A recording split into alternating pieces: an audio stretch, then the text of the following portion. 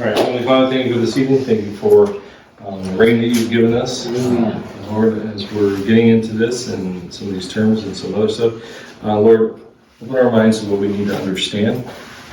Help us to keep what we need for future conversations that we'll have, and so that we can present the gospel as effectively as we can. But Lord, we know that you are the one that actually convicts and brings people to yourself. So Lord, our request is that you use us the way that you would have us. As I believe it says in Jeremiah, that we would be the arrows in your quiver. So Lord, help us to be that. I ask all this in your Son's name. Amen. All right. So we're going to be talking about terms tonight. So we're going to give some definitions. And so, like I said last week, so far there really shouldn't be anything that's new. If you've been following news. But we're just making sure that we see the narrative, right? That big overarching story that is being talked about. Go on in. She didn't wait for you this week. Wait for her this week. I know, I'm sorry. No, we Had an emergency. That's fine. All right. Okay. Okay, so here we go. Page 10. So we're gonna be talking about racism and critical race theory and all that. In fact, last night, I was listening to a podcast by a lady by the name of Alicia Childs. She is an apologist, a Christian apologist, and she had someone on there, and he is a pro-life advocate, and he's black, and they got into some of this critical race theory, and so I might download that and show it to you in a couple weeks. It was just an interesting, I think it's about 15 minutes. So, but anyways, so this is the classical definition of racism, right? So this is the classical definition. Usually, when people bring up racism, this is what most people think, right? And so this comes from Webster's Dictionary, Merriam-Webster's Dictionary. It says a belief that race is a fundamental determinant of human traits and capacities, and that racial differences produce an inherent superiority of a particular race. So who grew up with that definition of racism? Yeah. So this is... That was the Hitler thing. Yeah. Right, the Aryan race, right? The Aryan race was a better race than the races, right? And so this isn't something that is new in the sense of people always think they're better, right? Yeah. We always think we're better than someone else. And so this is just that based on someone's skin color, right? And the idea of race, we've talked about before that race, or maybe we haven't, maybe I just talked about that race in the Bible isn't actually, there's no race in the Bible. Like there's no concept of race in these, have we? Yeah. So in the Bible, there's no concept of race. There's only the concept of nations and tongues, of people groups, and stuff like that. So that maybe it's at the end. Yeah, I know I read it. Yeah, it's probably at the end. So we'll get to that. But yeah, so this concept of race is really something that it is not modern in the sense of like today, but it is modern in the sense of later than 1500, right? AD. So we have this idea of race, and really historically we can see this. You know, of course, there's a slavery, right? And it's all based on this idea of race. But really, it became acceptable in the sense of society with eugenics, scientific racism. And this is really what Hitler based his ideas on, was the idea of eugenics. That it wasn't just a belief, right, that, oh, I'm better, but you could actually prove it through science. And so that's also a component with the idea of racism. So that gave more validity to the idea of racism. And so, in fact, Margaret Sanger, the Planned Parenthood lady, she really bases her whole belief system of abortion in eugenics and racism. And so this is a huge thing. All right? So, but this is the classical one. Now, this is the modern definition. So when people say, well, you're racist, they're not actually talking about that classical definition. They're not saying that you believe that you are superior. Now, some might say, you know, when you're outright racist, right? Or you say things like, well, black people are better at basketball. Say, well, that is actually racist, right? Because it's saying that a particular set of, let's go back to that definition. That there's a fundamental determinant of human traits as is that racial differences produce an inherent superiority over a particular race, right? So if you say all black people are better than white people at basketball, that's racist. Because it fits the definition of racist, right? It's saying that because of race, that one race is better than someone else, is superior, okay? Now, if you were to say Michael Jordan is better than Jeremiah at basketball, it's not racist, that's a reality. You know, that's not, because it's not based on a race, rather on an individual's ability, right? So that's what we're talking about when we're talking about this, right? But Boys can't dance. yeah, white boys can't dance. That's another good one. Yeah. But that was Jordan isn't got better than the guy who played for Boston. Redheaded guy, he was Larry Bird. Larry Bird. Yeah, Larry Bird. Larry Bird, I would say, would, in a one-on-one, could beat Michael Jordan. Okay. And is both in their prime. Okay, but that's not what we're talking about. You don't want to get Jeremiah started on sports. I'm not very big in basketball. Okay, so, but these two definitions here are more of what, when people are talking about racism today, this is actually what they're talking about, using this type of definition. Okay, so that right there, we have to be careful when talking with people because we need to know what they mean, right? Because if you're talking to each other and you're talking about two different things, this is actually the same thing that happens when Christians talk to cults, to Mormons, Jehovah's Witness, Christian Science, all those cults. You're talking the same language, right? The same ideas, but you're actually talking about two different definitions. And so you're talking past each other. And so understanding the definition that's being used is actually really important, right? So these are the definitions that are given. So one comes from Webster's and one comes from the ADL. And so this first one is the systematic oppression of a racial group to the social, economic, and political advantage of another. Okay? A political or social system founded on racism and designed to execute its principles. Okay? So it's basically a system of racism, right? Designed to keep one race lower than the other. All right? The other one is the marginalization and or oppression of people of color based on a socially constructed racial hierarchy that privileges white people. Yeah. Okay, so those are the definitions that are being used today when talking about racism. This is why, I don't know if you've heard this, but this is why some people will say black people or people of color or marginalized people cannot be racist. Okay, have you heard that? Yes. Okay. The reason why they say that is because of this definition. They're not using the first definition. Okay, they're using this definition. So this is why they say people of color or black people or marginalized people or Hispanic, whoever, right? A minority group cannot be racist because they're not in the power. Okay, so because they're not in the power, they're not the majority, therefore they cannot be racist. Does That makes sense. I mean, not in the sense, does that make sense? Is it true? But does all that make sense? Why?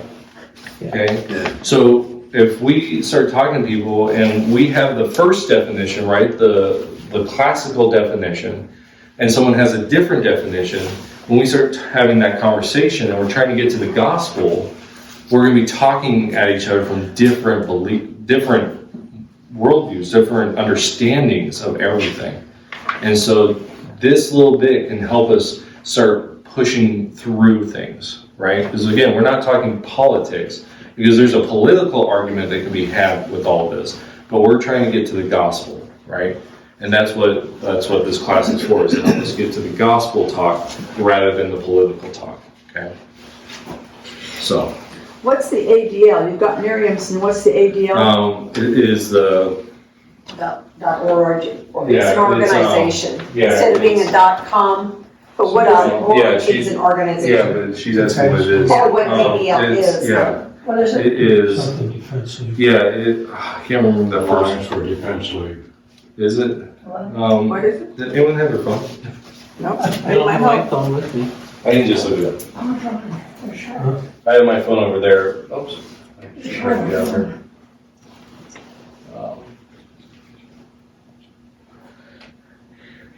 Just have to ask the question. Sorry. No, that's fine.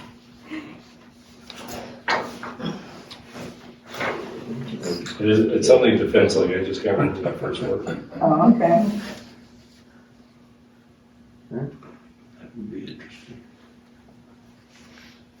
I don't know. You just changed over. Mine says activity of daily living. That's not it. No. It Is it doesn't, Alliance? ADL.org. Yeah. Anti-defamation League, That's it. There it is. What was it, anti? Anti-defamation League. Yeah. There you go. Anti-defamation. Thank you. Defamation. Defamation.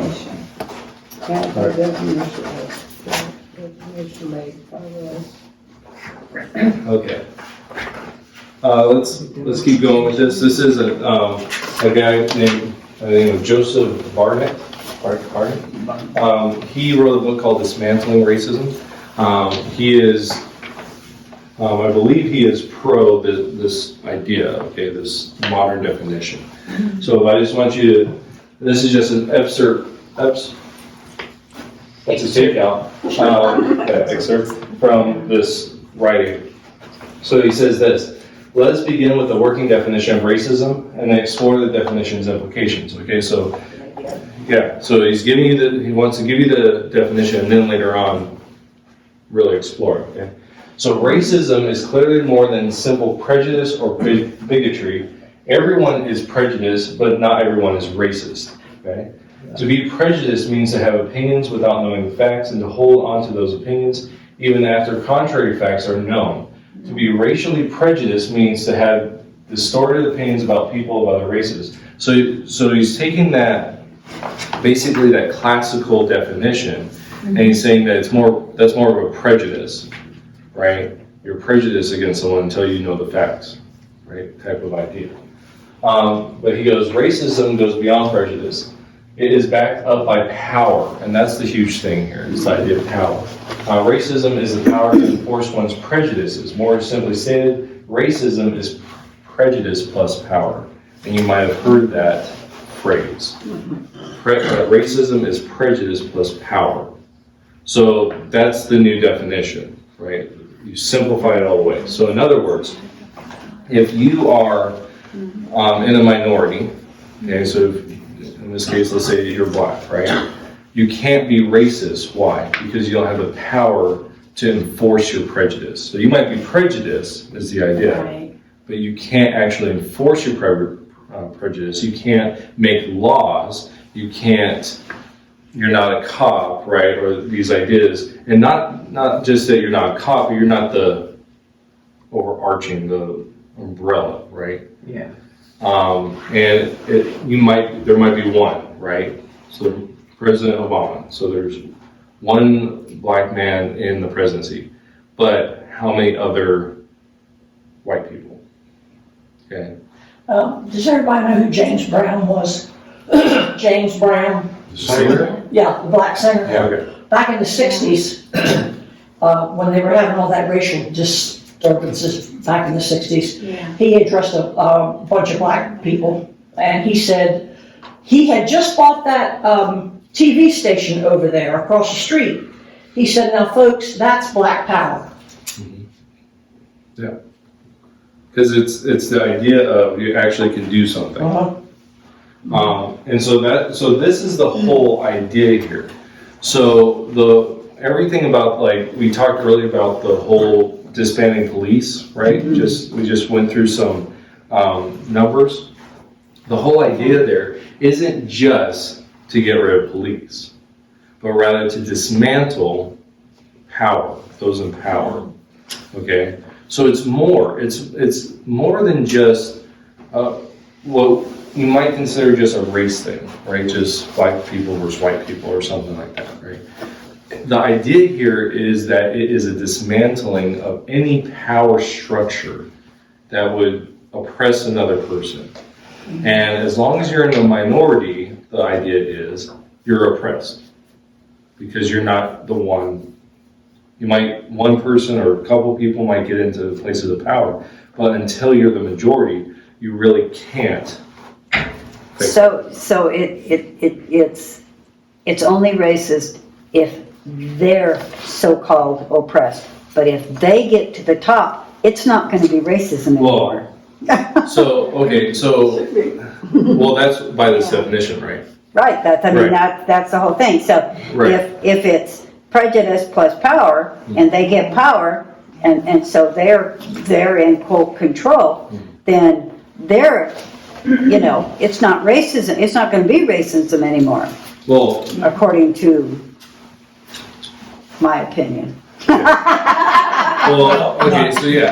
what I want us to see here is what the goal here is, right? It's the dismantling of those things that are seen as power, right? So, and we're going to get into some things later because Black Lives Matter, the organization, will actually show us what they want to dismantle. And so that will help us. But let's step back for a moment and kind of go down that road of they're in power, right? So in places that are, so let's say Africa, right? Where places are completely, the majority is black people, right?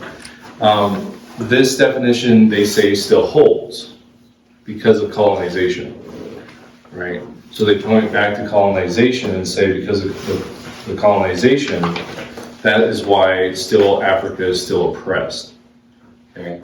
So it really is, that's why this is a globalist movement. This isn't a US movement. This is a globalist thing. Okay? So that, as Christians, I would say, most of you, okay, do you guys all believe in the tribulation? Yes. Okay, then you most likely are what's called dispensationalist or a quasi-dispensationalist or whatever that, whatever. So in that, there is the idea of a world government, right? So this would actually be playing into that idea.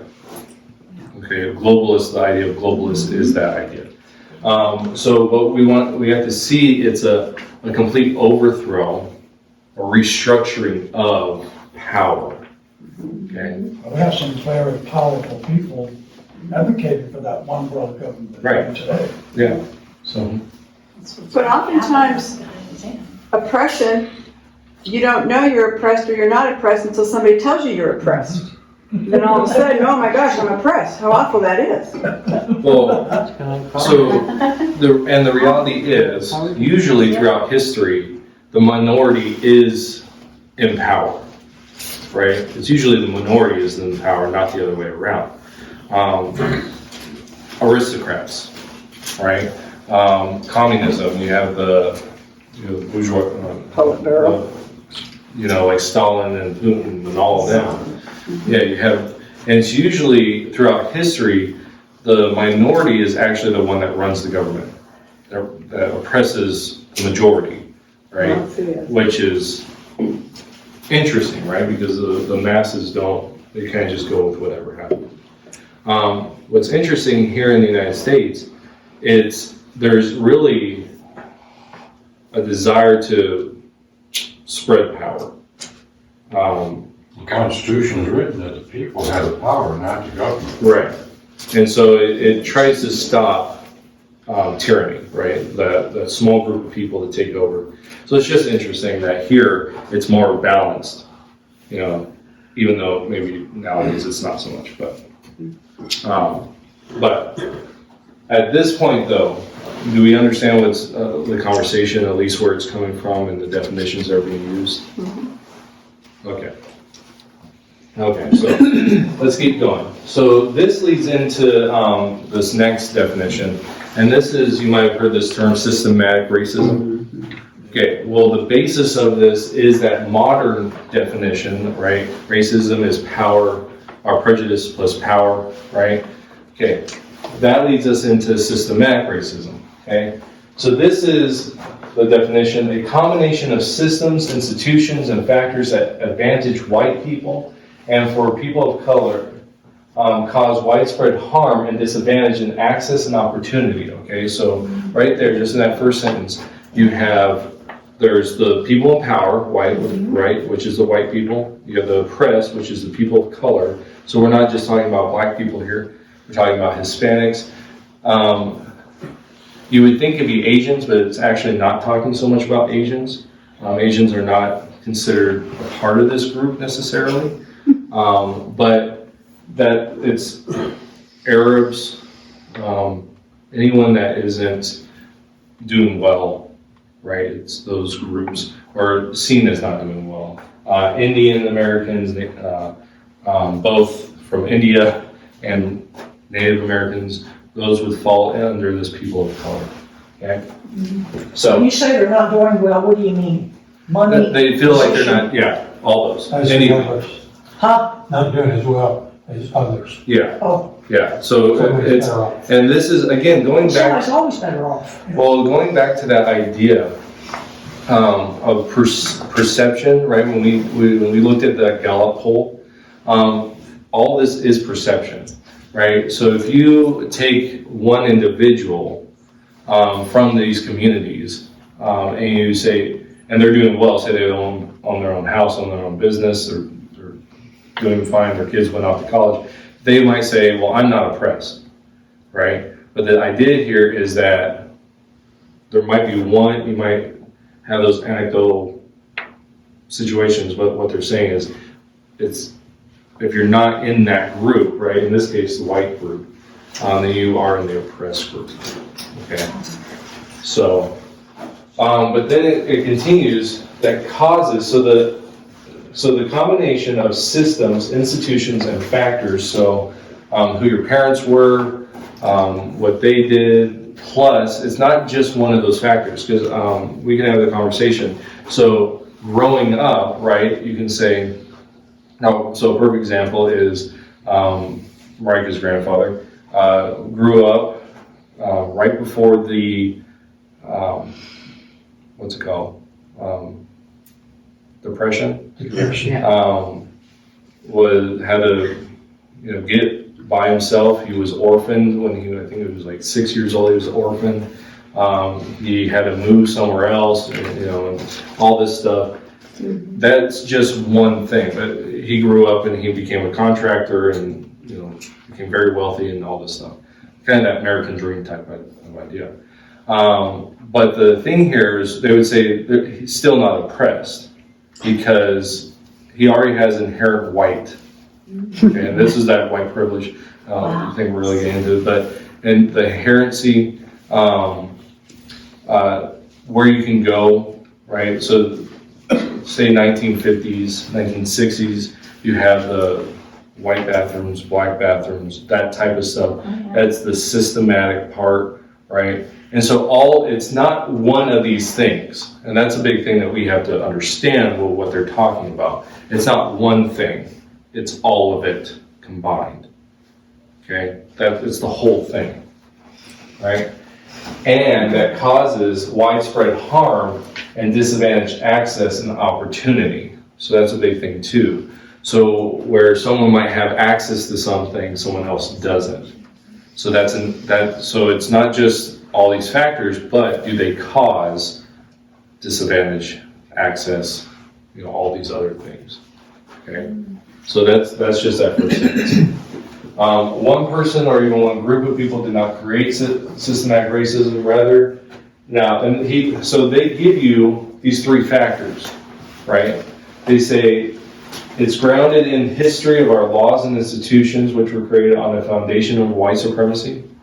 Okay, so they're saying that all the laws, so it's all laws, right?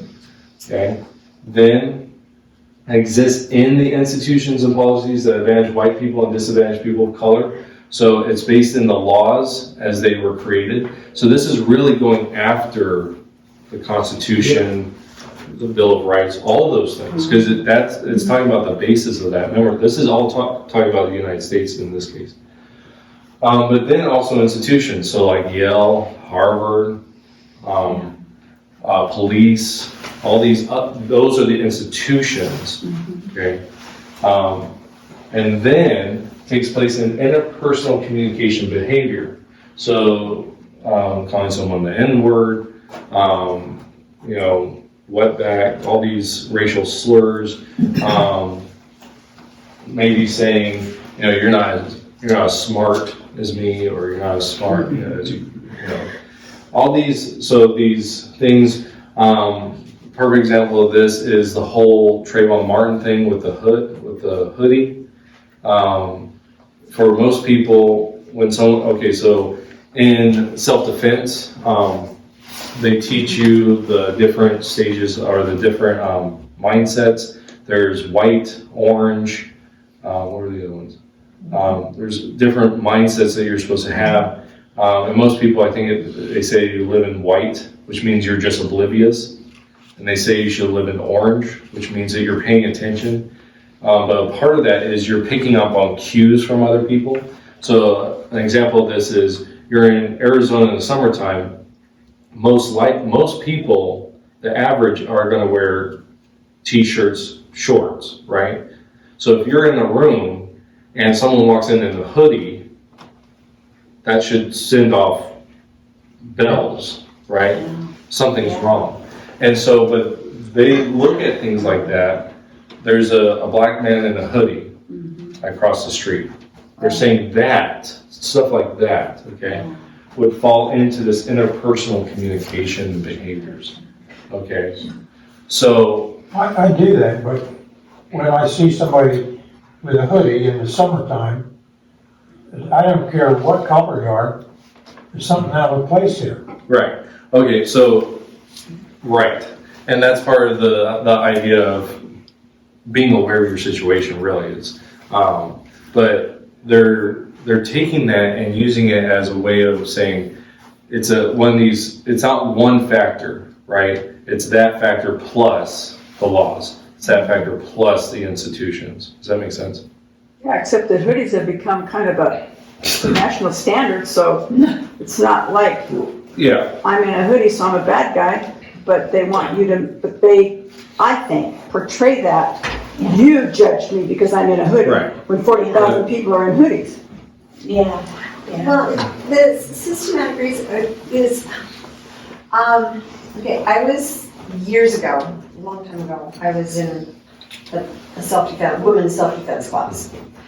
And this never left my mind what that instructor said. It was a male instructor. And he said that if I'm walking by myself, walking down a street in Seattle, he says, if you see two guys coming at you, they both have sweatshirts on, the hoods up, it's all hoodies. We called them sweatshirts back then. Yeah. He says, if one is white and one is black, he says, walk towards the white one. Well, what if you, That's interesting. They'd be in jail. Yeah. 2 years ago, Walk away from both of them. That's really true. well, what if 2 years ago you walked in the bank with a black mask on. Right. Oh, yeah. Yeah. Yeah, like they say, you know, never in 1,000 years in a dream I would go in the bank, put a mask on and ask for money. Yeah. In Oregon and Washington, you gotta call and make an appointment to walk in the lobby. of the bank. You do here, You do it. you do here now. Yeah, Right some now we places. do. We had to in Buckeye, but then, when we got back in town, she was able to walk in. Well, without- January 5th, they That's started. all. So maybe it's been changed. January 5th. Well, But, okay, so I want to bring this back though. It's not just one thing though. We can't television on the clothes, right? Yeah. It's a lot of factors, right? And so they're just saying, I just use that as an example, but they're saying things like slurs, bullying, offensive language, anything. Okay, it's anything in this interpersonal communication. That's one factor to these other two factors, okay? So, all of this together is systematic racism, right? And this is why they'll say things like, you're racist and you don't even know it. Okay? Because they're talking about that prejudice plus power, and when they're talking about systematic racism, who's ever talking about these things, this is what they're not just talking about one thing. Okay? There's a lot of stuff that's going on here, and we just need to recognize it so that we can have better conversations, okay? So that we're prepared, we're more understanding what they're talking about, so now we can, okay, this is how I need to present the gospel, right? Okay. You also have cultural barriers when you're presenting the gospel. Yeah, you do, It's not just racial barriers, there's, each race has its own culture right.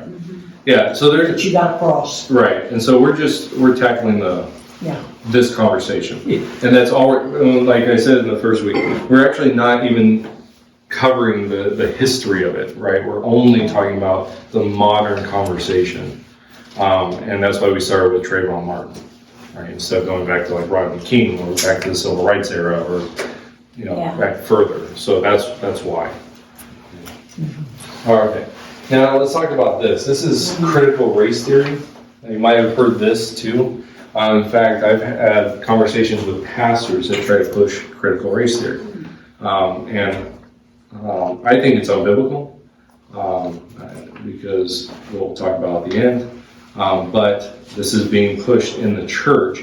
And at the beginning, back in the fall, we did an apologetic series on counterfeit Christianity, right? Those counterfeit gospels. And really, I believe that critical race theory is one of those counterfeit teachings that's seeping into the church. It used to be just in the progressive church, but it is in the evangelical church today. So this is the Britannica's definition. It says, the view that the law and legal institutions are inherently racist, and that race itself, instead of being biologically grounded and natural, is a socially constructed concept that is used by white people to further their economic and political interests at the expense of people of color. Okay? So this is important. Let's go through that. It's saying that law and legal institutions are inherently racist, right? And it's not because it's grounded in biological. So it's not biological racism. Okay? It's not that definition at first, that classical definition. Okay? That type of thing. But rather, it's socially constructed, that there are different, and see, this is what it gets interesting to me, because we've been talking about black and white, or the white and people of color, minority, or however you want to say it. But then this idea of socially constructed racism comes in, that it's more based on having power, right? It goes back to that power idea, and it's not a biological idea. This is why it's a people of color thing, and it's not a black thing, right? That's why these definitions are a little more wide. When you read that definition, it sounds constructed. It sounds built up. Well, Words and things that they're making to make it sound like something. I mean, when you read it, it's like a bunch of gobbledygook words, really. but going back to it, we still have to understand it. It doesn't matter if it sounds like gobbledygook or not. We have to, But you can understand it, but you can't understand something that is manufactured. That's what I'm trying to say. It's It is manufactured. to control a certain group of people. well, so any definition is constructed in the sense of trying to get you to follow a certain belief, right? And that's what this is doing. It's, yeah, So it's manufactured. yeah, but really, I mean, isn't all definitions in that sense, right? That if we talk about, what's a republic? A republic is a manufactured definition, right? To help you understand that, okay, a republic is, it's a senatorial, you know, depending on what it is, it's a Roman republic or it's a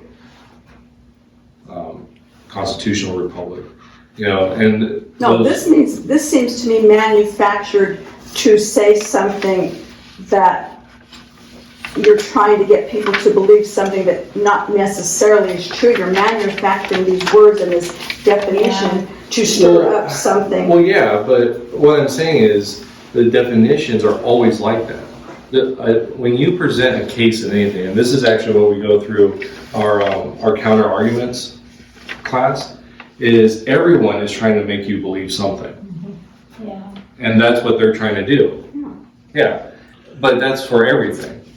Doesn't matter where you come from, everyone's trying to get you to believe something. And so it's the see through it, right? And to understand what they're saying so that you can better counter argument it, right? And so, but this is just something everyone does. Read any book, right? Any thesis book is going to create, they're going to give you some facts while leaving out other facts. When you talk about sin, some people, it depends on, I always say, it depends on what your definition of sin is. Because some people think that mistake, they call them mistakes, they don't call them sin, it's a mistake. So people have different definitions of everything, just about. It's even the important stuff like sin. God only gave us 10 commandments, and they were one sentence long. And it's like, that's pretty blunt, pretty easy to understand. You know, Let me clarify them for you. like Bill Clinton says, it's the definition of what is. You know, it was just wordplay. Yeah, well, it's semantics. Semantics, yeah. Yeah. But the reality is, though, it doesn't matter. That's the definition that is being used. And so you bring up sin, right? So if you hear when I present sin, I try to do it a different way every time I say it. The reason is because some people hold a definition of, well, sin is just a mistake. Okay, so we talk about that, but then A we lie is also just a talk. white lie, there's Right, white yeah. lies and there's So Yeah, it's no such thing. it's getting past all of it. It's understanding what's being said and then going further, right? So someone that says sin is a mistake, okay, so you understand what they're saying. They're saying sin is a mistake. Now let's get past that to what the Bible says, Okay, yeah. right? So it's understanding the definition, but at the same time being able to cut through the definition, right? So in this case, all this language, socially constructed concept that is used by white people. Okay, what is a social construct? You can break down the whole thing. What is a social construct? Social construct is the idea of society creates an idea for a purpose, right? So the idea of women staying in the kitchen, right? That is considered modernly a social contract, right? In a sense, it kind of is, because if you go further back in history, women did more than just stay in the kitchen. I mean, Proverbs 31 actually it's a huge definition of this godly woman. And she owns business, she owns a business. She does, she takes care of the kids, she takes care of the whole house. She is an entrepreneur. She's much bigger than a stay-at-home mom, right? Now that's a huge, who can live up to that, right? But so so the 1950s idea of the housemaker would be a social construct, right? Because the reality is different. Does that make sense? Because not all women fit into that. It's like this is the same thing with women empowerment. I'm sorry, ladies, I'm going to have to. But the idea of women get out of the house now, that all women should be free of the house. Well, that's a social construct as well, because not all women want to leave the house. I mean, Right. you know, some women like being the mom and the caretaker of the home, right? Does that mean that all women are like that? No. And so that's the idea of social construct, right? And so what they're saying, they're using that terminology and saying that this whole racism is a social construct, and they're saying that it's used by white people to oppress people of color. Now, if that's true or not, that's not the point, right? It doesn't matter if what they're saying is actually right, because that's not what their goal is. And really, all people's goals is just to get us to believe what they want us to believe, right? This is what politicians do all the time. And a good politician will make you believe a lie. Is that an oxymoron? If you tell, Yeah, good politician. if you tell Just a lie, saying, just saying. if you tell a lie loud enough, long enough, you'll believe it. Right. Yeah. Yeah. And so, A lot of that going on. but a lot of people are falling into this. Yeah. A lot of people are falling into this. Both. It doesn't matter the color of your skin. A lot of people from different backgrounds are falling into this. But are they falling into it because they don't want to be canceled, or they don't want to be thought to be stupid? You know what? So That's what I'm wondering. That's a really interesting question, because really, why do we agree with things, right? Because we want to placate, right? We don't want the battle. This is, for years, I mean, just the saying, I probably bring this up too much, but just the saying, don't talk about religion and politics, right? Just that saying is saying we just don't want to deal with it, right? We just don't. And so that was actually a detriment, I think, to society. But we placate to it. We don't want to be canceled, right? So our businesses, right? We don't want our businesses to be destroyed because our family's been doing this for 3 generations, and me saying, well, I don't agree with this, and now my family's legacy is destroyed, right? So it's not necessarily, people don't fall into this necessarily because they believe it, but maybe it's because they're afraid. And that's a huge thing, because when we're talking about bringing the gospel into things, we might be talking to someone and they might be fearful. So far I want you to see 2 things that we've talked about, that we hasn't gone into detail, but can be avenues of the gospel, is power. What is, this idea of power, needing power, or usurping power, right? White people have power, and people of color don't have power. This idea that there might be fear involved. Those are enemies of the gospel. Power is an enemy of the gospel, right? Like the idea of grabbing onto power. When the disciples are fighting, right? And they want to be the best, and what does Jesus tell them? To be the greatest is to be the least. And he says, the Gentiles seek after power, but not so among you. And so that idea of power for the gospel is, we need to reject this idea of power, this craving of power. Persecution. Yeah. And so that's the thing. And then also fear, right? Scripture says that love casts out fear, right? Yeah. And so there's fear here, and that's a huge thing. I mean, so over the pandemic, that first month of the shutdown, right? The 14 days of shutdown, that was kind of like this kind of honeymoon period. Like, people were kind of just like, oh, I'm going to build on my house, I'm going to do all this stuff because I can't go to work.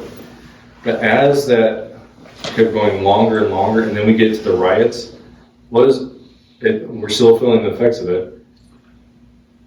Most people went out and bought guns. And then all the ammo went. Yeah. And why? Because they're fearful. There's a fear. And it wasn't because of the pandemic.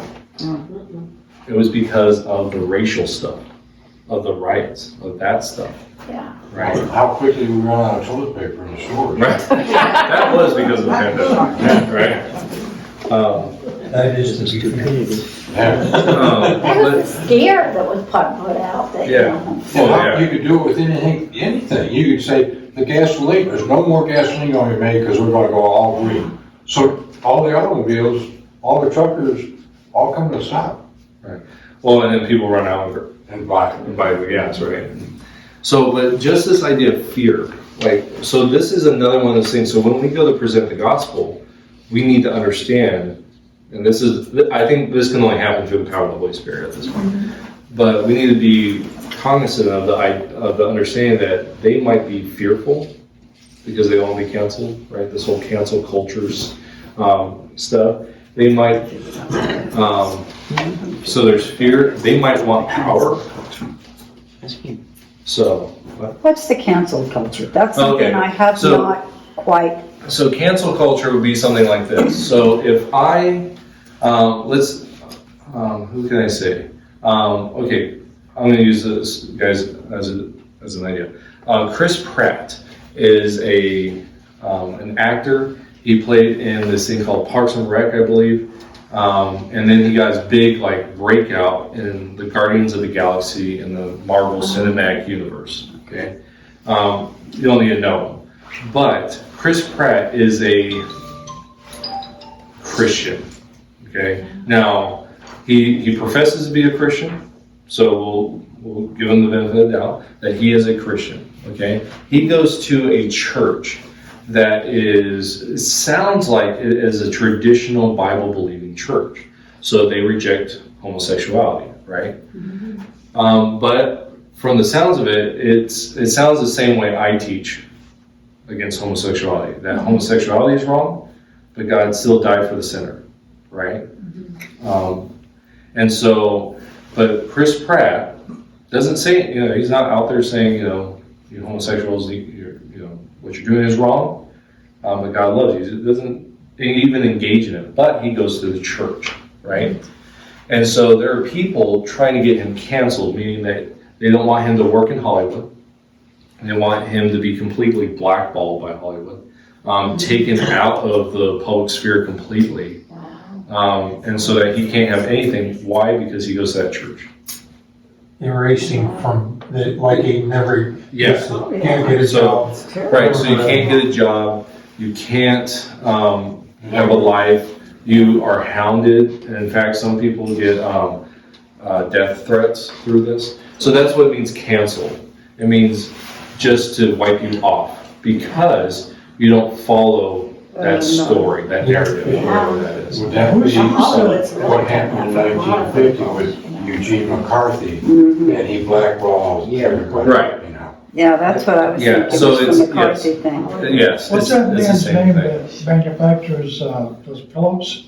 My My pillow? pillow. Yeah, the My Yeah, Pillow My president. Several stores Yeah, have canceled carrying his Right. My Pillows yeah. because he was a Trump supporter. That's Right. cancel culture. And so that's the whole cancel culture idea, is just if you don't believe the narrative, whatever that narrative is, and it's usually progressivism is usually the narrative, then you should not have a voice. This is the whole idea of, have you heard the news about Parler? Or, We haven't had TV okay, and stuff so it's good. for almost 2 months. Yes! Yeah. 5 months. So it's really anything that does not align with those belief systems, right? And these bigger groups say, well, no, you aren't allowed in our space. So But your it's pillows more, can't be used. it's more than just not having a voice. They are literally out to destroy you. Right, it's to destroy lives. Well, kind of in a Oh, way yeah. like what Taking the away your job. Amish do when. Yeah, it's excommunication. Shutting. Yeah. When they shun them. They shun them. They're Right, yeah. excommunicated. It's the They're- same idea. It's the same And principle. really, if you think about it, that is what we do as humans, right? It is the exclusion. We want to get rid of people who are not like us because we want our way, right? This is the whole purpose of getting rid of God. Exclude God so that we don't have to be under his authority. It's all about me. Right. So it is. And again, so as we're having these conversations, this is another way of sharing the gospel, right? It's because we can bring up the same idea. I just read a post by someone that is pro LGBT homosexuality, and they said, you're not a good parent by shunning your gay son or gay child. But that same idea is in the cancel culture, right? And so it's us versus you, right? And what's interesting, if we look at the early church history, they understood it. They understood the us versus you stuff. But they said that the early writers were just put it out to the Romans because the Romans, they didn't really care for Christians. And the early writers would say things like, Justin Martin is a perfect example. What is it about us that you don't like? You don't like that we pay taxes, right? And he said, the only thing that you don't really like about us is Jesus. That's the only thing. Yeah. And so as modern Christians, we should also have that, right? If we're going to be canceled, it better be because of Christ, right? And so, because that's a good cancel, Amen. right? Right now. Martin Luther got canceled by the Pope. Right. So that idea of excommunication Yeah. is the same idea as shunning. It's the same idea as cancel. Right now, the big thing is there's talk of deprogramming Right. 75 million people Yeah. Yeah. Yeah. So because of our idea. That's It'd be hard to that's in the deprogram political. somebody 75 years old. That's political. So let's keep this going because we're not done with this definition. So according to critical race theory, or CRT, okay, racial inequality emerges from the social, economic, and legal differences that white people create between races to maintain elite white interests in labor markets and politics, giving rise to poverty and criminality in many minority communities. Okay, so again, it's not just one of these, it's all of them. Okay, and then the CRT movement officially organized itself in 1989 at the first annual workshop on critical race theory, though its intellectual origins go back further to the 1960s and 70s. I want you to notice those years, because again, this isn't something that just started. Right. Right? And it's like everything else. So we talk about modern day socialism, communism in our youth. That started back in the late 1800s and the early 1900s. Exactly. This didn't just happen. The idea of postmodernism, the idea of moving away from absolute truth, that happened in the philosophers in the late 1800s. So all of this is actually, it's been taken root and cultivated over the years, and now we're actually seeing the flourishing of it. So this is something we have to realize, that it's just not, the problem is that as Christians, we have not engaged critically with the culture. We haven't dealt with these ideas, right? If we actually go back to those early church writers, they were engaging in the philosophies of their day, and they were challenging them. So I can't remember the Greek philosopher's name. He wrote in the late first century, and Ignatius, I believe it is. It's either Ignatius and Irenaeus. He actually, his writings were to go after this Greek philosopher, and to challenge him because he was bringing up all these weird stuff. But he was challenging him. And so the church, we had our focus for so many years on homosexuality that all this other stuff was happening, and we didn't deal with it. And now it's rampant, even in the church. And so progressive Christianity, it's rampant, even in the church. And so this is the thing is now it's like things are happening like around us, and it's like we're being attacked. It feels like you could be attacked from all sides. Well, the reality is because we've been this way, and all this other stuff has been crowding around. And so that's why it feels so overwhelming. Man, where'd all this stuff come from? I thought we were doing pretty good. Yeah, well, we're not. Okay. All right, so a couple more definitions. I'd like to get through the definitions tonight, and then we'll get the rest next week. So classical definition of white supremacy, and this is maybe one that you've heard, like for Nazism, and okay. The belief that the white race is inherently superior, so that word inherently, right? Just because you are white, therefore you are superior, that belief.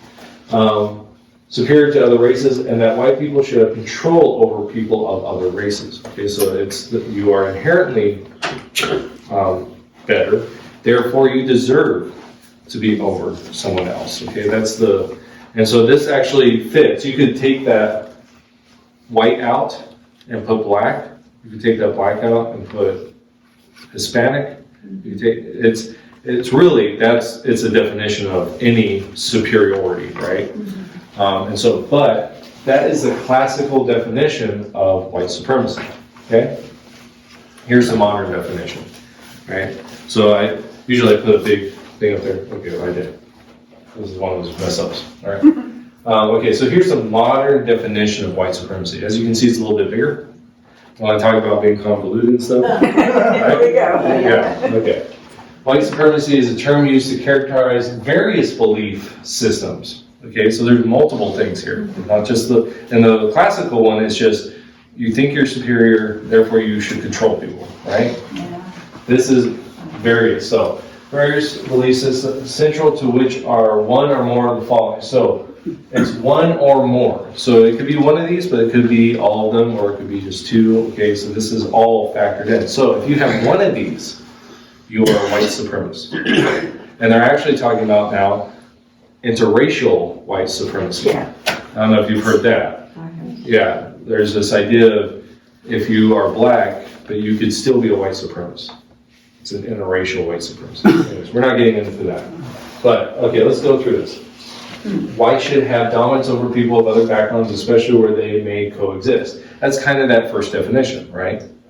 Has that back there, okay. Second, whites should live by themselves in a whites-only society, which is really interesting. I just want to put this aside. So the whole 1960s movement was to desegregate, right? So this was actually the reality prior to 1960s and especially the South, right? But in other places as well. But we're actually seeing that happen again. Mm-hmm. But it's not the whites that we're seeing. Now, I don't want to get too far into this, right? But it's not the whites that we're seeing. We're actually seeing this by people of color. They want to segregate. But again, it's not white supremacy the other way, right? Okay? But I just want us to see that because there are double standards here. I mean, that's the reality. There are double standards here. A lot of hypocrisy. And there's hypocrisy, right? And this goes back to a whole different discussion about, as Christians, we need to be honest with our hypocrisy. Because we are all hypocrites, right? Because of the idea of a hypocrite is someone that aspires to it, right? To a standard, but does not themselves meet that standard. So in a sense, we are all hypocrites. But we need to be honest with that, which then does not make us hypocrites. Does that make sense? Okay, because a hypocrite doesn't see it. A true hypocrite doesn't see it.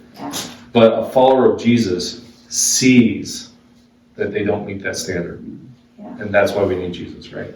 And so we need to be honest with that. When someone says, well, you're a hypocrite, we go, you're right. Because I aspire to God's standard, but I don't meet it. But we're all sinners. Yeah, because I'm a sinner, therefore that's why I need Jesus. So this is why we all need Jesus, because we all fall short of Jesus. And so it's a way to present the gospel, okay? Is to be honest about, yes, I do sin, yes, I do fall short. I want God's standard, but I don't always meet God's standard in my life. And so that's why I need Jesus, because he meets God's standard. Yeah. And because of him, I can follow along. So that's one of those things. All right. 3, white people have their own culture that is superior to other cultures. So this is, again, is an idea that white people feel like they have their own culture. What is white culture, though? That is a very interesting What is white question. culture? So I've heard it said like this, okay, that white culture is the taking of other cultures. What? Okay, so So if you go to a Dreadlocks. Mexican restaurant, you're taking someone else's culture. yeah, no, seriously. Yeah. So this is the idea. So this is why, like, a few years back, there was this guy who was at a college. He was in, I believe he was in a stairwell, and he had dreadlocks. And this lady, black lady, starts yelling at him, "You are appropriating my culture," right? And just lay into him, even though dreadlocks are actually a Norwegian thing. Like, yeah, Vikings have them. It's not a cultural thing. It's a thing that multiple cultures have actually developed over the years. But the idea of dreadlocks is, usually when a lot of people think of dreadlocks, they think, oh, black people, Jamaican, yeah, they have dreadlocks. But that's not the case. So dreadlocks aren't a cultural thing. But in that lady's mind, you were taking my culture and therefore appropriating it, right? And that's what I've heard. Now, is that for everyone? No. But that idea is that white people actually don't make anything. And this is, I heard another guy actually say this, white people don't make anything, they steal everything. And Well, because so, white is not a color. well, Well, that means Kamala Harris is taking our culture, because she's from Haiti narrative, and she's got straight black hair. She should have dreadlocks. okay, well, yeah. That's Their not, family was labeled. but just as, so that's, to answer your question, that's kind of the idea here. It's a big Okay. hypocrite. All right, so number 4. All right.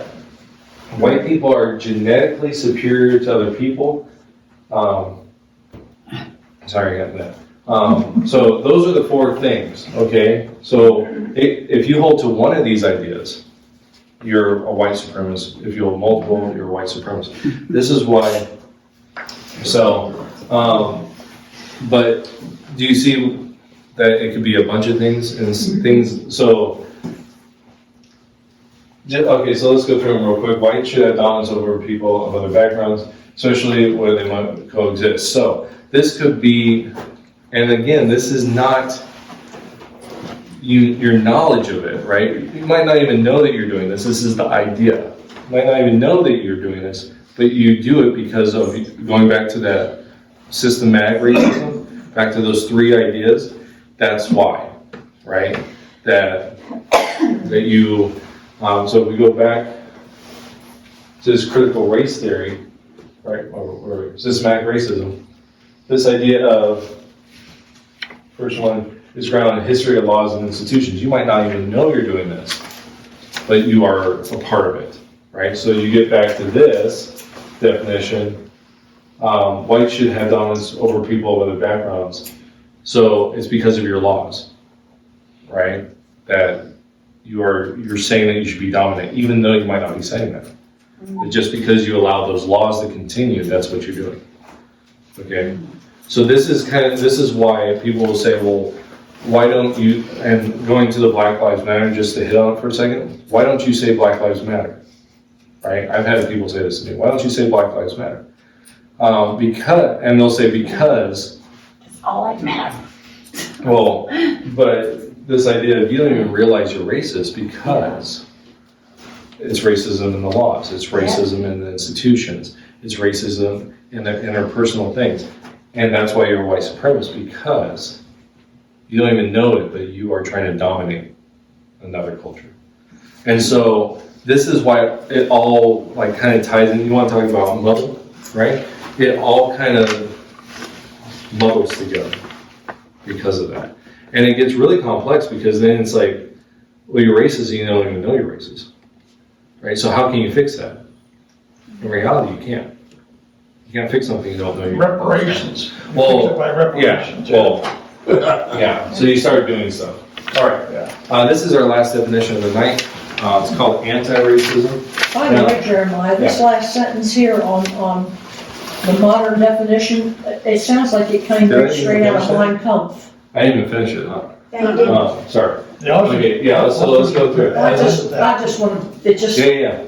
If you believe in everything one goes back to God, the you're also Jews. a white supremacist. Okay, as a full-fledged ideology, white supremacy is far more encompassing than simple racism or bigotry. Okay, so it's bigger, they're saying. Okay, most white supremacists today further believe that the white race is in danger of extinction due to rising flood of non-whites who are controlled and manipulated by Jews, and imminent action is needed to save the white race. So yes, this been is. there, done that. Yeah, so this is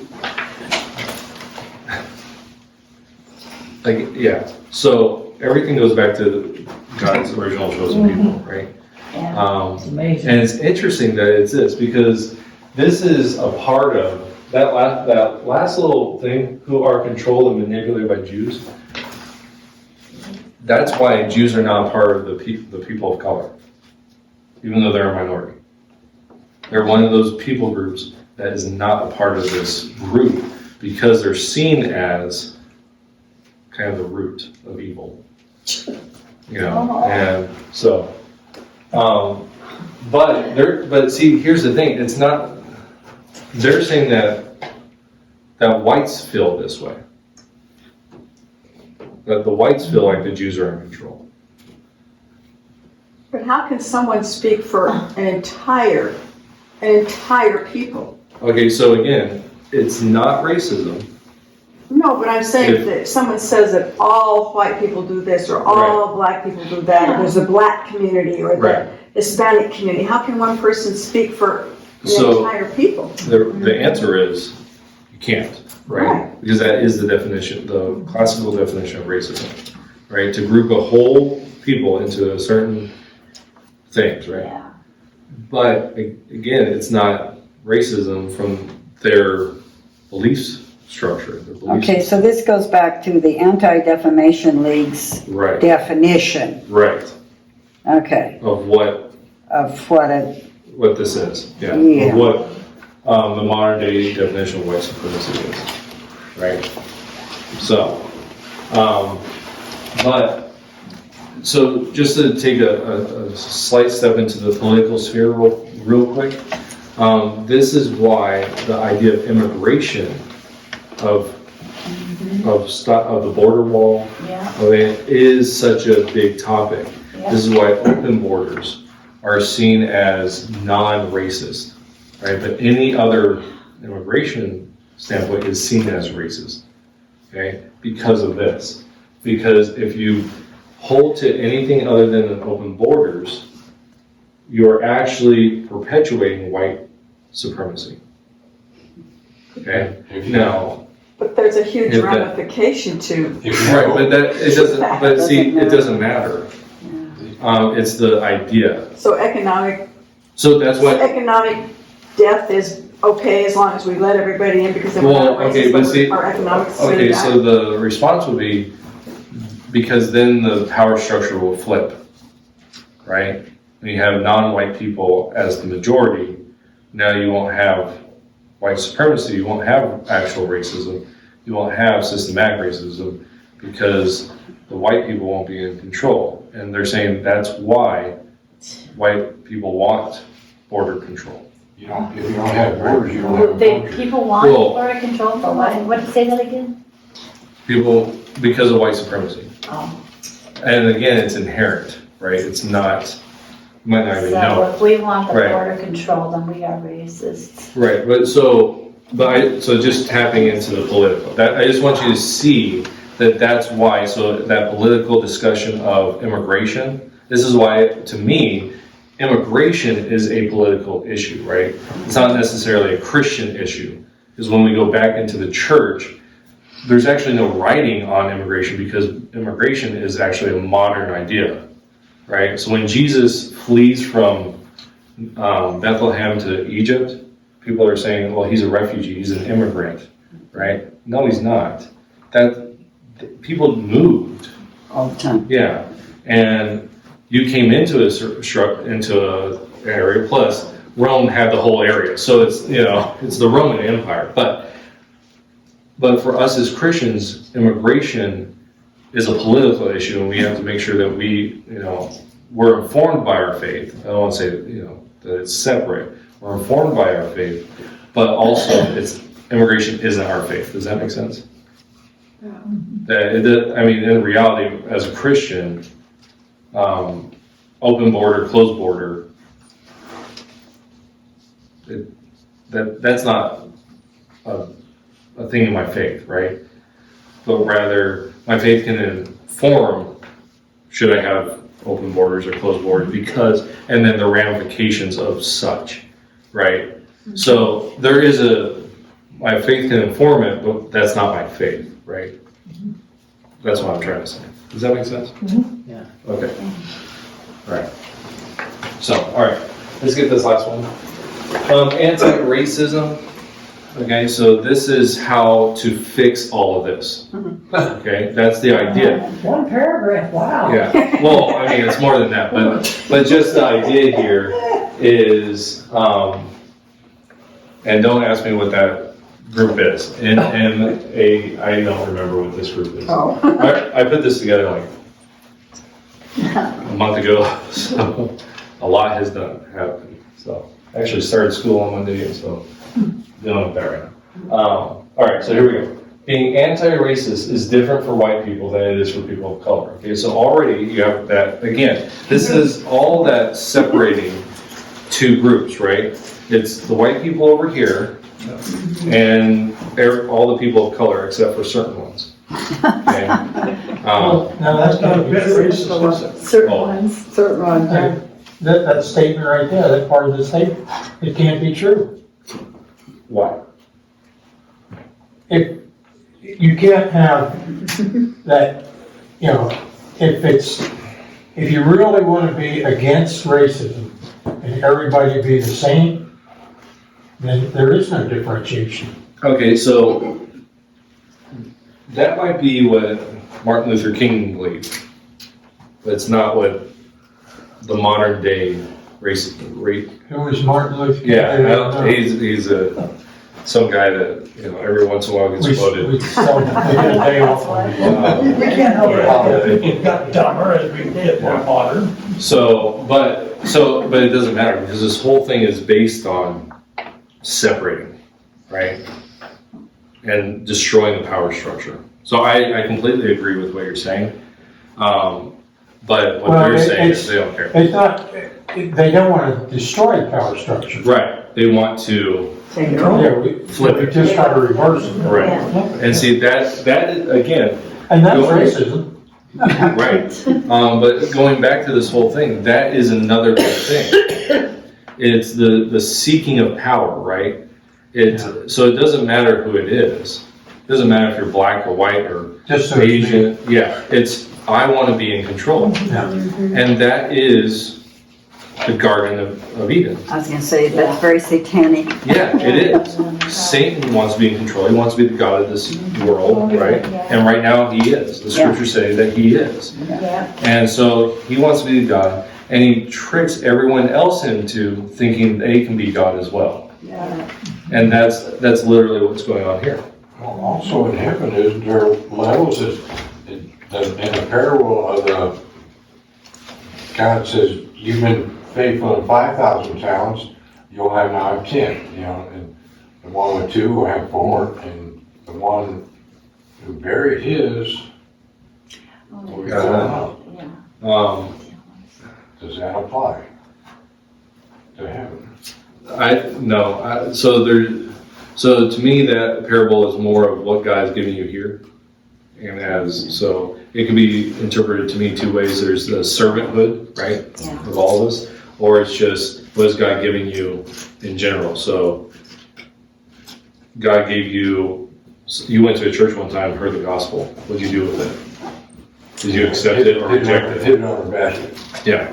So, but treasures and things like that, the idea of levels in heaven in that sense is it starts in the medieval period of the church so I don't know, to me that's a whole different discussion of treasures in heaven. What's that look like? What does it mean that our crowns, because all the crowns are laid down anyways. Right, they're all defeated, defeated Jesus. Yeah. So what does that all mean? Yeah. To me, I think that is God saying, do good, because there is more to eternal life than just cloud and a harp. I had a pastor tell me, he says, well, it's like having 3 or 4 different sizes of cups or glasses, or buckets, Your glass or you are as full to the brim. And even though you may not be as big a person as the other person in heaven, he's as full to the brim. I don't know if that makes any sense or not. I understand what you're saying. But going back to this idea of power struggle and everything, for us as Christians, we should reject the seeking of power for power's sake, right? Rather, if we're going after power, it's to be utilized in the kingdom way. And only that God gives us that power. That makes sense. We gotta get over ourselves. Yeah, but like the idea of Paul saying, seek these gifts, right? Why? Well, in 1 Corinthians, he's talking about for the betterment of the church, right? That's why we should seek the gifts. So we seek power, not because of for us, but because for other people. So To glorify God. right. And So with power, it's just more responsibility comes. right. I mean, And this is why we it's should. not as great as it sounds. Yeah. And with like politicians, we should seek after politicians that are godly. They want to use that power for godly reasons, and when they don't, we hold them accountable because that's what God would have us do, right? And so, but as Christians, we should reject the idea of seeking power so that we can become powerful, right? But rather for the glory of God and for the betterment of the people. So love God, love our neighbor as ourselves. But okay, let's get back to this and finish this up. For white people, being anti-racist evolves with their racial identity development. They must acknowledge and understand their privilege, work to change their internalized racism, and interpret racism when interrupt racism when they see it. Okay, so that right there. So let's kind of break that down. Okay, so it's understanding their privilege. So your inherent,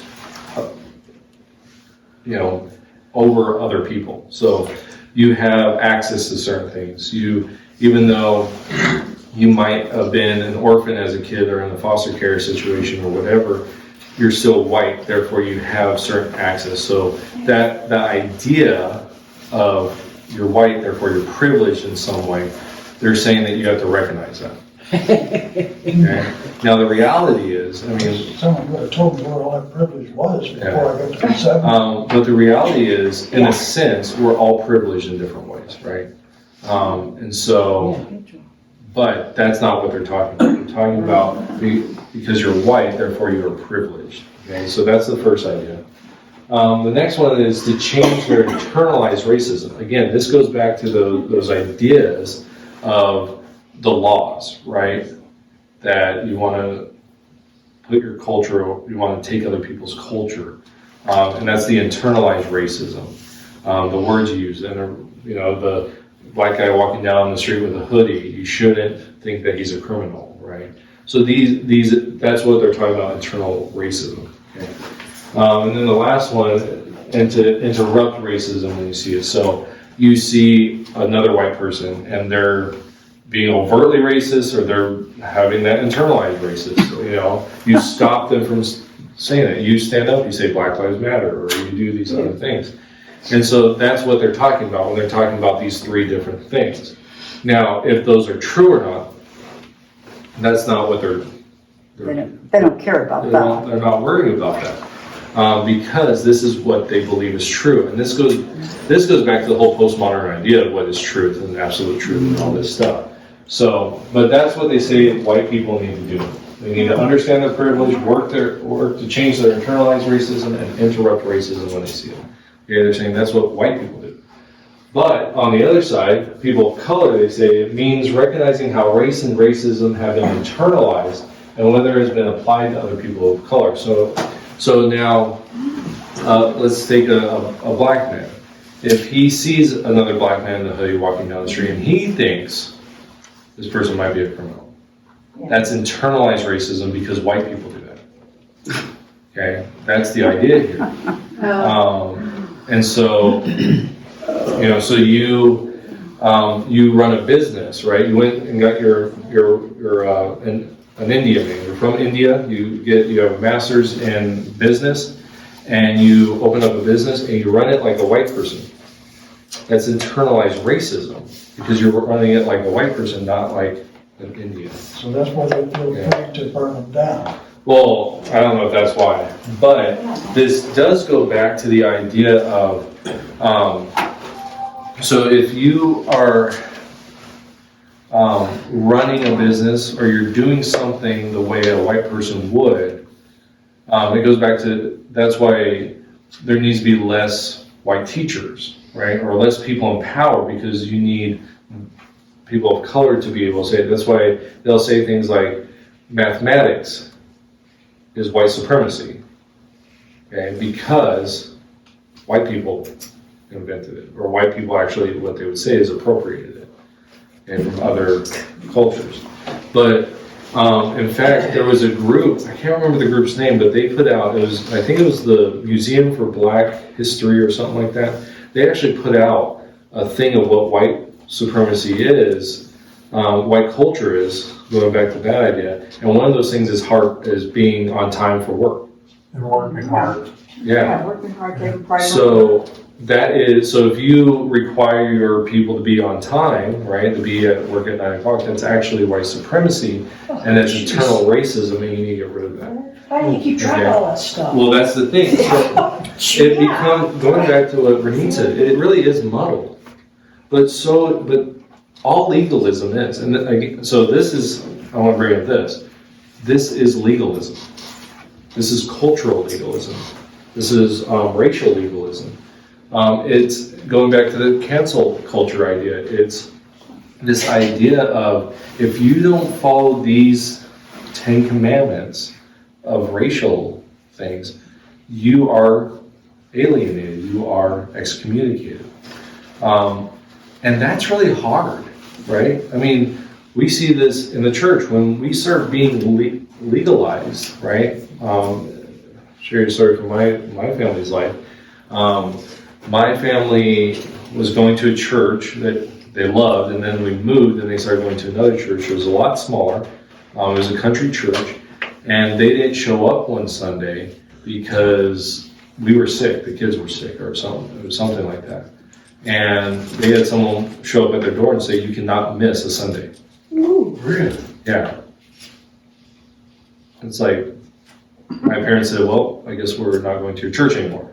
Because, but it was the idea of legalism. Wow. Well, that's the Catholic Church, it's a sin to miss church on So if you're a Sunday. black person, have a business, But you're it's cooking anything. cinnamon rolls, and you're supposed to do it, and you go in early, don't go in. I'm Yeah, just saying, well, so that's true. so if you're a black person, I mean, Nash, and If you you're a own a person of color. business, and your business is cinnamon rolls or something, and you say to this employee, you have to be here at 5 in the morning so we can have cinnamon rolls to sell, that's racist?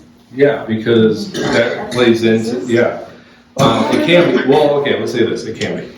Huh? Well, Instead of being, It can be. it can be. Okay. black people sometimes have the joke that, oh, we're living on black people time. Yeah, We don't well, have to be, we're not on time for anything. That's what this over, black over people- on, Yeah. if you go to an Indians island, say it all the time. yeah, Indian time, Indian time. reservation time. Yeah. No wonder they Quartzite don't time. have Yeah, a or say, reason. you know, yeah, so it's really, you know, this idea, that, see, again, muddled. That's why it is muddled, because the reality is, that's not a white person thing, right? And in fact, I was listening to this one guy, and he's half Korean, and he was talking about how in Korea, they are in China, I think he was talking about, they had time, and you had, you know, time, he's like, before the Greeks. And he's like, so actually it's us, if you want to say it's anything, it's our culture. The pink But it's neither here nor there. But it's this idea, but it's legalism. But black And- people sometimes don't like it when other black people make it, so to speak, get a job, go out and do something, and then they're called the Uncle Tom and something like Well, that, rather than Be- so it's not so much, saying, I can do that too. right, because it's not so much getting the job, but usually when black individuals become business owners, their worldview changes. Because as a business owner, your understanding of, I don't like taxes, right? Because that means less money for me, right? And so that's why they're called Uncle Toms, is because it's not so much that they have the business, but rather they're not now supporting the black community in a way that maybe they're spreading the wealth, right? They want to keep that money because that's a white person thing, you know. Well, they've Stuff gone like over that. there, they've gone over there and partook of the white communities. Right, so they might talk, so this is actually another, I wish I could remember the guy's name.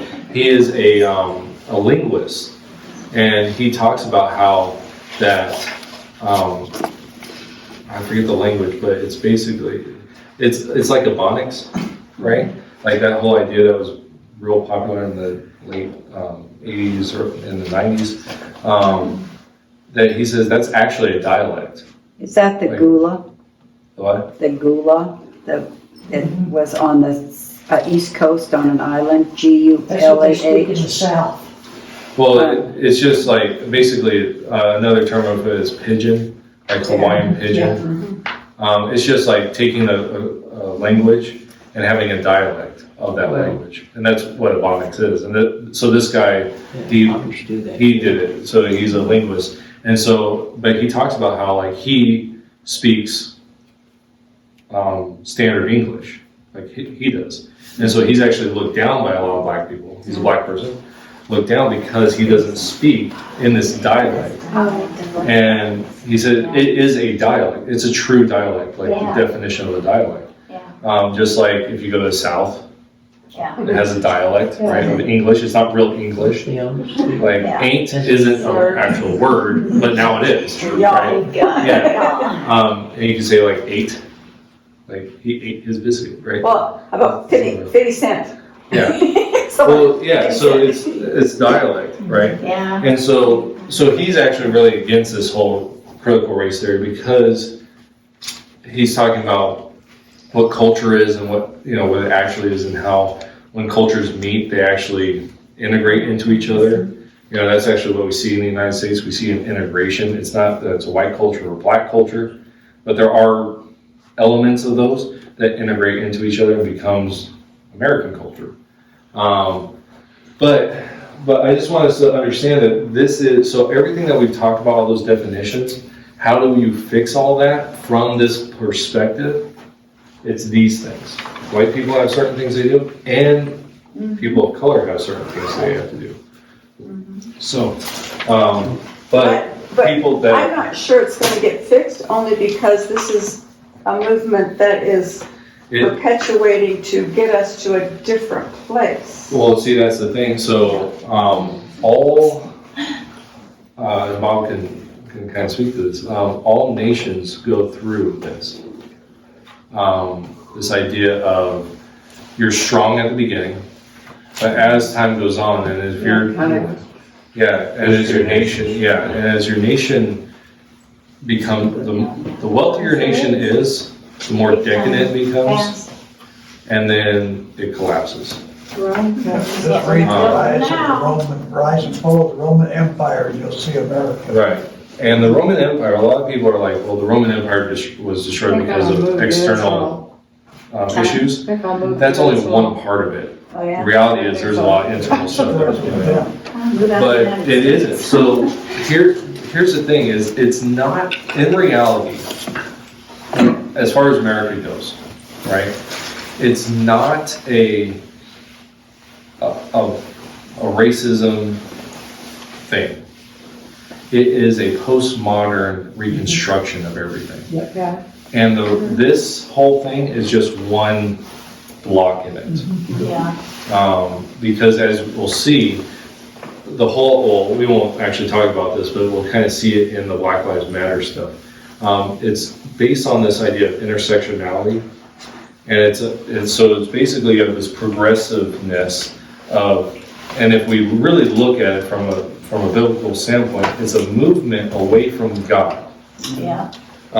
And the reason why it's so hard in our context is because for so long, biblical values, Judeo-Christian principles, have been the bedrock of society. In fact, I can't remember the guy that said it, but he's one of the founders. He said that America was built for a Christian nation, right? Our Constitution was made for a Christian nation. If we no longer hold to that, Yeah. it will fall. And so what we're actually seeing is, we're seeing this movement away from that, and that's why it's called a culture war. Because it's not a civil war based on economics or based on a certain ideology, because even in that, they still had a basic foundation. You know, they might disagree on things, but basically the foundation here, that foundation is actually being torn. And so the question becomes, in this culture war, who's going to win? And what we're actually seeing is, and to me, this is my opinion, is that the progressivism will win in the end. And the reason is because the scriptures say that people's hearts will go cold, the love of people will go cold, people will continue to go after philosophies or antichrist, and they'll continue to do these things. And Jesus says, like it was in the days of Noah, so shall it be when the Son of God returns.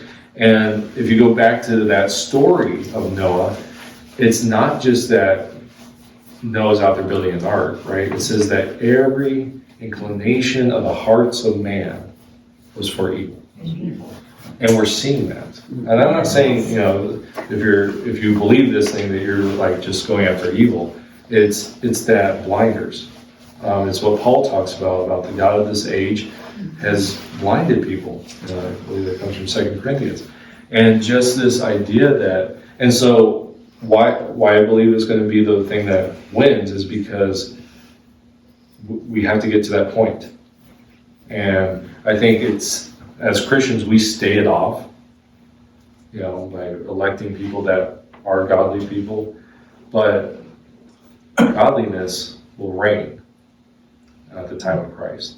And so our goal should be to hold it back as much as possible so that as many people as possible come to hear the gospel and so that they may be saved. But the reality is, it will get to that point. And it's sad because some of us have to live through it. That website is National Museum of African American There it is. History and Culture.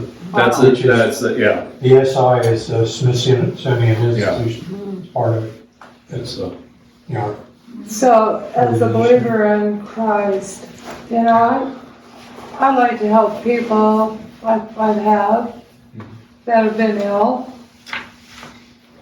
So, I've had a cousin that went through grief, whatever, and she works in well, she can't right now with COVID, but she goes and talks to people. That's her part, going into homes, but she's swallowed all faith.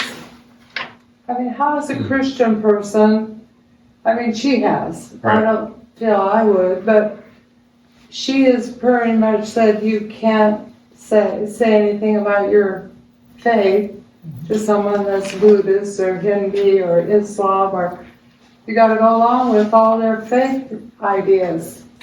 So how do you volunteer in a situation like that? Because I couldn't go in and tell the Islamic person, but I would want to share the word of God with them.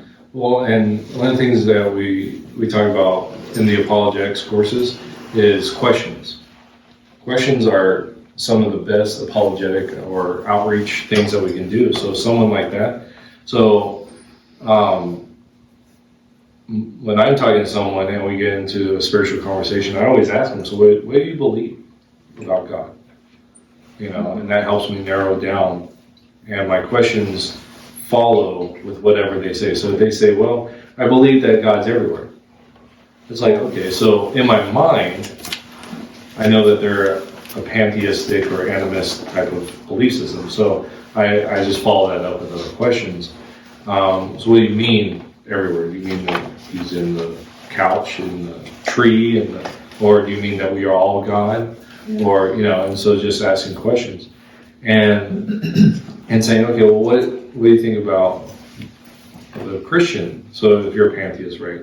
What do you think about the Christian God? Because the Christians are, you know, on the other side.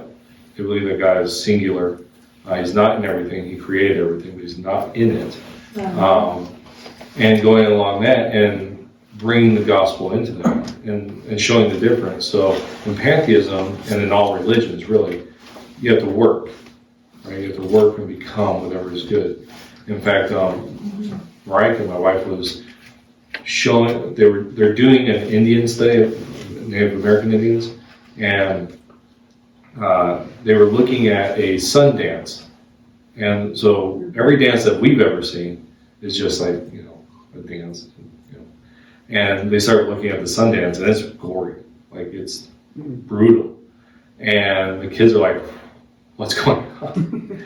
And Marika was able to talk to them about how the God of the Bible is the only God that comes down to us, and he sacrificed himself. Every other God requires us to sacrifice. Mm-hmm. You know, and so it's stuff like that. It's showing the differences and being like, oh, well, your God says that you have to do this. Well, my God says that he did it all for me. Yeah. And that's a free gift. And so it's stuff like that. And then you're not preaching. No, but Right. she swallowed all God's very progressive. Right. So how do you talk to them? That breaks my heart. I thought, now how could I possibly volunteer to go into homes where people are dying and Well, at that point, I would say forget it. Share the gospel. I mean, what are they going to do? Yeah. Die? Well, and they can't fire someone that's volunteered. yeah, that's Well, true. So And- slaves They are. can't, I suppose, right? And really, if you're fired because of your faith, that's Yeah. great. Pardon? If you're fired because of your faith, Yeah. that's great. If we're going to be canceled, go back to that idea. But if you can't change somebody's mind, then Pastor Jeff told me one time, talking about my sister, said, Bob, God doesn't send anybody to hell. Right. They choose Right. whether they want to go to heaven or hell. And it really does come down to us in the end. I mean, so every single person that passes away has made their choice. You know?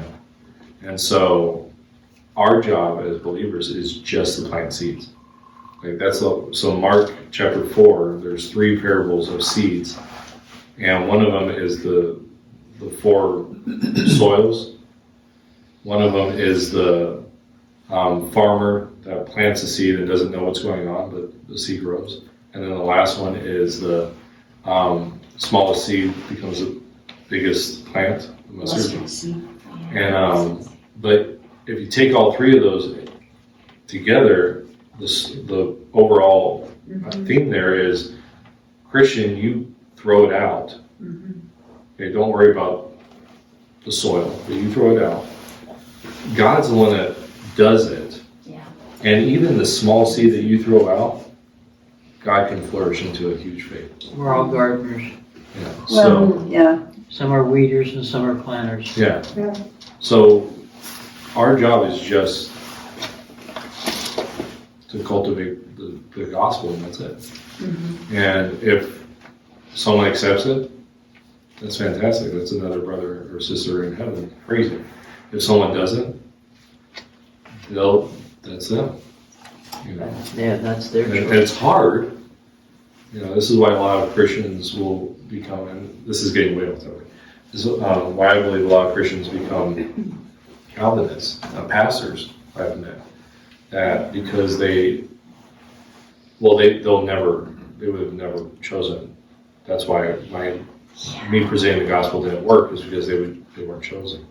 It's like, no, to me, no, that's because they chose. They chose not.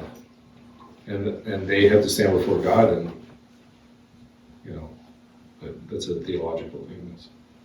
So, it doesn't matter if you're Calvinist or not, you still have to share the gospel. So, yeah, most Calvinists, they know that, and so they do.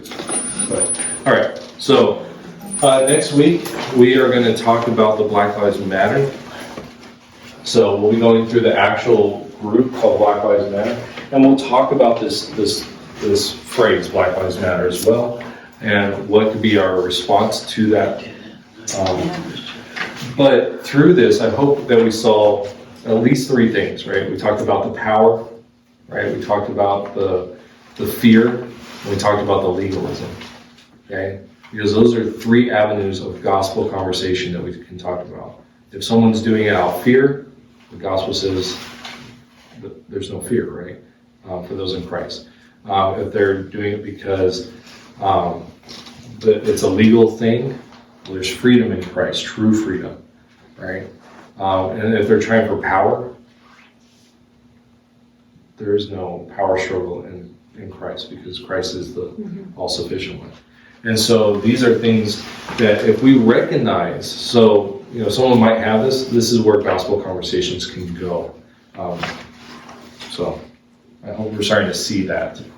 And that's the purpose of this, right? Is just to recognize what people are saying, be able to understand what they're saying, and then be able to push the gospel in a way that breaks down barriers as much as we can, right? Because again, John 14, John 16, where Jesus talks about the Spirit, it's the Spirit who convicts, right? It's not us. We can't change someone's heart. We are just messengers, right? We're messengers of the gospel. We're ambassadors. So our lives and our words have to reflect that. And so that's what we're called to do. So, right? Any last thoughts before we go? Okay. Let's pray. Heavenly Father, thank you for this evening. Thank you for the conversations we've had. Lord, I ask, first off, work in our lives as your followers. Lord, we know that there's sin in our lives that we don't see, and so Lord, help us to rely on you and the work of the Holy Spirit to take out all things, as the Hebrew writer says, all things that would entangle us. Let's get rid of that, Lord.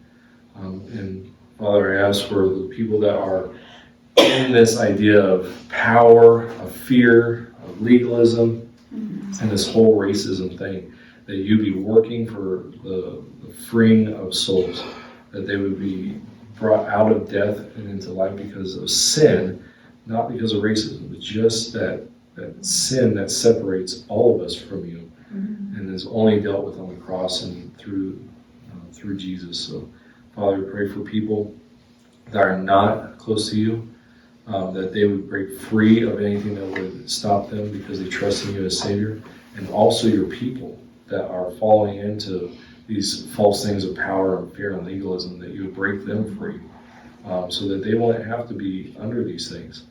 Father, and lastly, as far as this goes, I ask that you empower us by your Holy Spirit to share the gospel in ways that make sense to people. Give us clarity and understanding by your Holy Spirit that we can talk to people. Give us a heart that breaks for them as your heart breaks for humanity. And my last request is that you bring us to our homes safely, keep us from getting in accidents and all that, and that we can come back this week to worship you on Sunday as a bigger group of believers, and also next week so we can continue to have these conversations. I ask all this in your Son's name. Amen.